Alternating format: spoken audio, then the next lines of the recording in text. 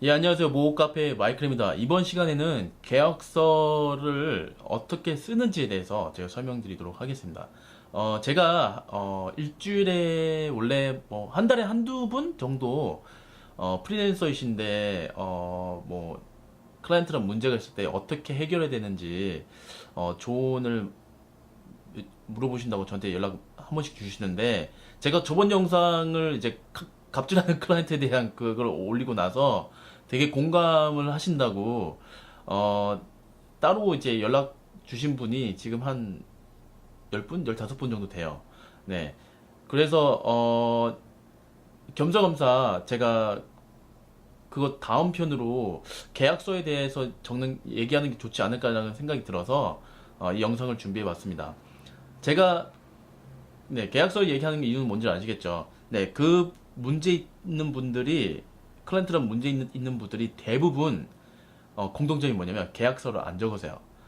본인이 고등학생이든 대학생이든, 사회 인이든, 회사를 운영하시든, 계약서를 적는 건 당연히 필수예요. 무조건 적으셔야 돼요. 단가가 5만 원이든 1,000원짜리든 10만 원짜리든 100만 원짜리든 무조건 적으셔야 됩니다. 물론 클라이언트들이 모든 단가가 적은데 그거를 일일이 가가지고 사인 받을 수는 없기 때문에 선입금이 사인 대신 되는 걸로 계약서에 적어 놓으시면 됩니다.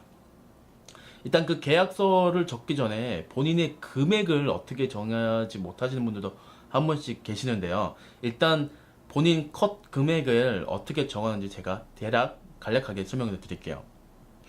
일단 본인이 1년에 얼마를 받아야 되는지, 예를 들어서 나는 1년에 5천만 원을 벌고 싶다. 근데 그것도 현실적으로 생각하셔야 돼요.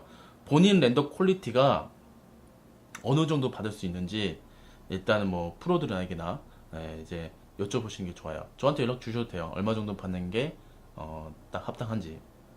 그 다음에, 에서 5천만 원 받고 싶다 하면은, 그거를 한 달 단위로, 월급으로, 그리고 일주일 단위고, 그리고 하루 단위로 계산을 하셔야 돼요. 그래서 제가 만약에 이미지를 만약에 한다면, 이게 며칠이 걸릴 건지 생각을 하고, 그 금액에 맞춰서 청구를 하시면 됩니다. 그냥 랜덤하게, 이건 얼마, 이렇게 할 수는 없어요. 그래서 꼭 그 룰을 하셔야 되고, 근데 그게 내가 받고 싶은 금액이 5천이라고 할지언정, 금액이 조금 더 늘어날 거예요. 왜냐면은 그래 조금 낮춰서 잡으시는 게 좋아요. 왜냐면은 그냥 내가 받고 싶은 금액, 내 이미지 수준은 이만큼이다. 이것만 계산하시면 안 되고 전기값, 컴퓨터값, 그리고 만약에 회의를 갔을 경우에 이제 교통비, 교통비 가면 또 가다 밥을 먹을 수 있는 거죠. 클라이언트 밥을 사줄 수 있는 거고 그것도 계산이 다 들어가 있으셔야 됩니다.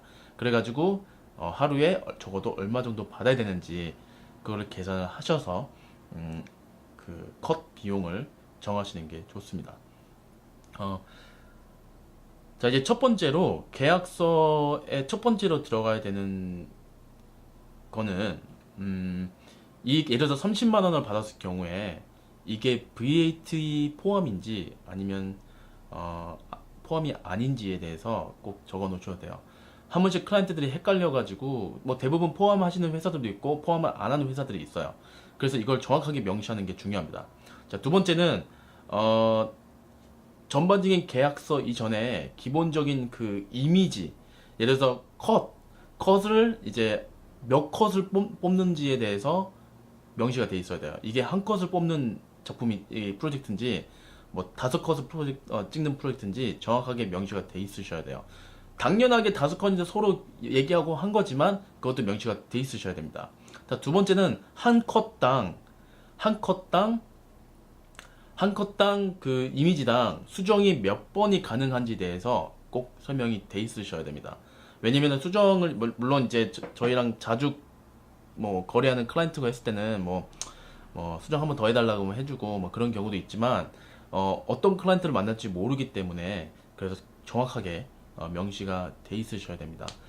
그 다음에 명시가 돼 있으셔야 되는 거는 이제 프로젝트가 끝났을 때 어떤 파일들을 제공해 줄 수 있는지에 대해서 설명하셔야 돼요. 당연히 맥스 파일이나 PS 파일은 안 주겠죠. 그거 주셔도 상관없는데 조금 잘하시는 분들은 그거를 보내는 걸 꺼려 하세요. 왜냐면 그 회사에 3D 하는 사람도 있을 거고, 그리고 내가 하는 노하우가 보여지기 때문에, 공개가 되는 거기 때문에, 그걸 꺼려 하기 때문에, 안 하시는 게 좋고요. 그러니까 추천드리고요.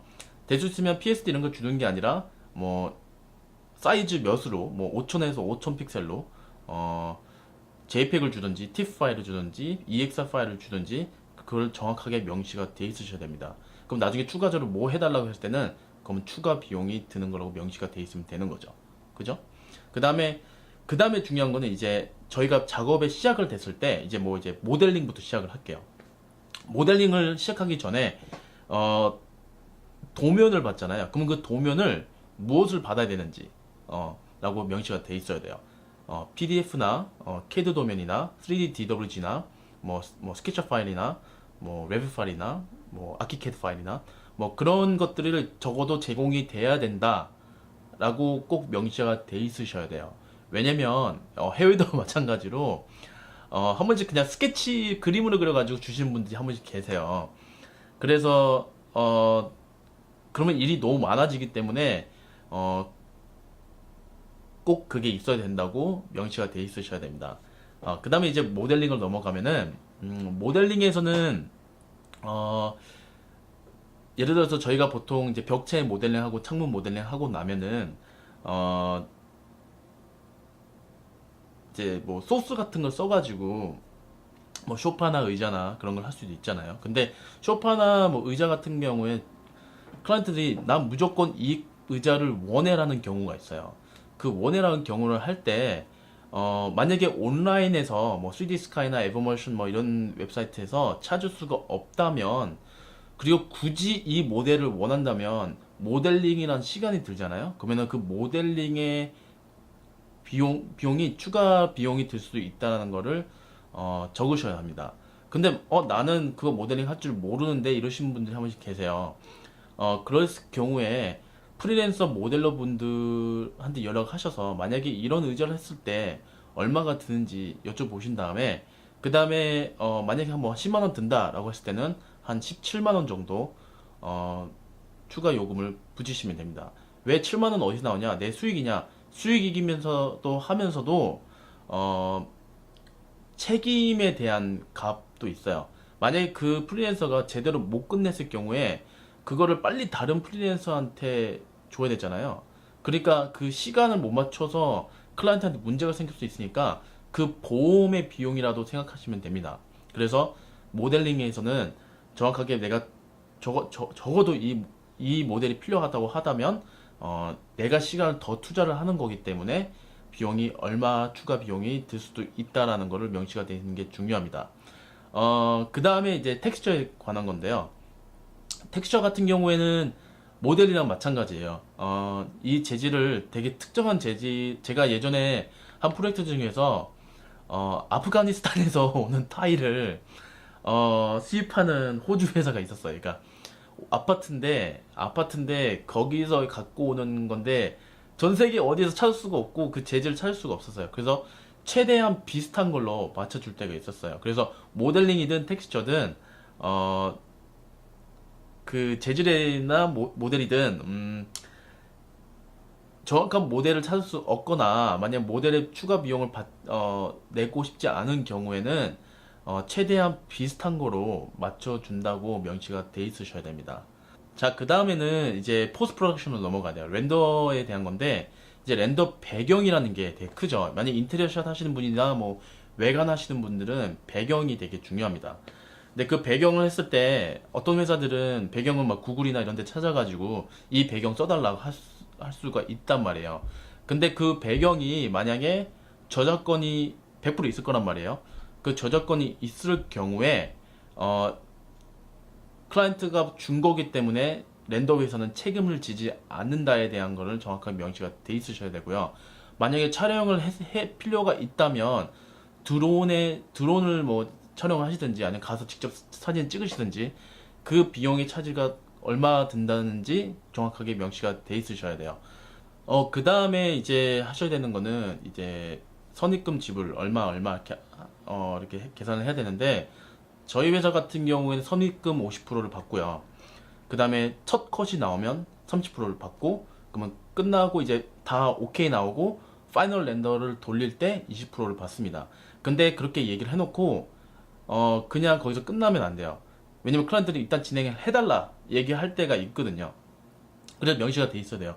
선입금을 받지 않고서는 프로젝트를 시작하지 않고 30%를 그러니까 첫 컷에 30%를 안 받았다면 일을 스톱하고 다른 프로젝트를 한다고 얘기를 하셔야 돼요.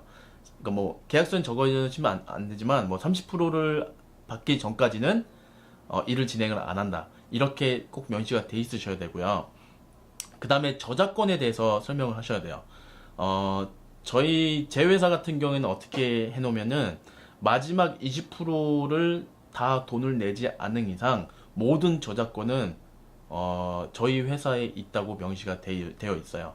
그래서 만약에 마지막에 마지막 20%를 다 냈을 경우 자동적으로 클라이언트한테 저작권이 간다는 계약서가 명시되어 있기 때문에, 근데 그 저작권이 어떤 거에 포함이 되어 있는지 하셔야 돼요. 온라인에서 업로딩을 하면 안 되고, 자기 웹사이트에 올리면 안 되고, 인쇄도 하면 안 되고, 그냥 본인이 보는 걸로만 되는 거죠. 업로딩이라고 하면은 뭐 꼭 굳이 뭐 카페에 올리고 이게 아니고, 이메일로 다른 클라이언트에 보내주는 것도 업로딩이에요. 근데 그게 적발이 되는 시 이제 저작권 비용을 이제 차지를 하는 거죠. 뭐 소송으로 인해서. 그래서 그거는 꼭 명시가 돼 있으셔야 됩니다. 자, 그 다음에 또 있으셔야 되는 거는, 클라이언트가 예를 들어서 5월 1일 날 시작을 했는데 이 프로젝트가 5월 15일 날 끝났으면 좋겠다라고 할 경우가 있어요. 대부분 그러죠. 근데 클라이언트가 만약에 이게 수정을 해달라는 그 피드백을 바로바로 안 주고 막 3일 있다 주고 이랬을 경우에는 당연히 어, 늦어질 수밖에 없는 거죠. 제가 그것 때문에 밤을 샐 수는 없잖아요. 그래서 제가 만약에 첫 컷을 줬을 경우에 적어도 24시간 안에 수정에 대한 노트가 날라와야 된다는 것도 명시가 돼 있어야 됩니다. 않으면 맨날 계속 기다리다가 시간 보내기 때문에 어떤 클라이언트는 자기가 늦었음에도 불구하고 10월까지인데 왜 안 해? 이러면서 깎아줘 이렇게 하는 클라이언트가 있단 말이에요. 그래서 정확하게 명시가 돼 있으셔야 됩니다. 자, 이제 마지막으로 그 다음에 더 추가시키셔야 되는 거는, 프로젝트가 끝났을 때 이 파일에 대한 거는 내가 다 가지고 있을 거라고 얘기를 하는 거죠. 그리고 다른 클라이언트한테 공유를 안 할 것이라는 것도 명시가 돼 있으셔야 되고, 그리고 또한 만약에 이 프로젝트를 다시 열어야 된다, 아니면 수정이 추가적으로 있어야 된다 라고 했을 때는 비용을 얼마 받는지 라고 얘기를 하셔야 됩니다. 뭐 수정 비용을 어떻게 계산을 하느냐, 그냥 이미지 컷에 한 30%에서 한 60% 정도 받으시면 딱 적당합니다. 좀 어떠셨나요? 도움이 되셨는지는 모르겠는데, 이거 외에도 궁금하신 것들이 있다면, 저한테 제가 카페에 제 카톡 아이디를 올려놨으니까 언제든지 연락 주시고요. 만약에 이거 연락은 굳이 하고 싶지 않은데, 뭐, 이런 내용도, 듣고 싶다라고 하실 때, 그냥 댓글로 어떤 내용도 추가적으로 해달라고 말씀하시면, 제가 그런 영상을, 제가 아는 것들이라면, 제가 영상을 준비하도록 하겠습니다. 다음 영상에 뵙도록 하겠습니다. 감사합니다.